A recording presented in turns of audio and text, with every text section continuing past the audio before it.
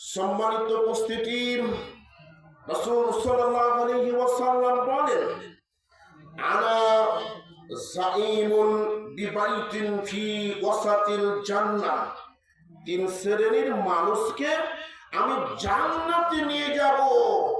তিন প্রকার মানুষকে আমি নবী জান্নাতে নিয়ে যাব।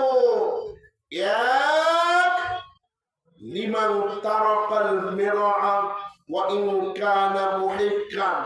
তর্ক পরিহার করে যে, তর্ক পরিহার করে যে, নিজের দাবি সত্য হওয়া সত্ত্বেও।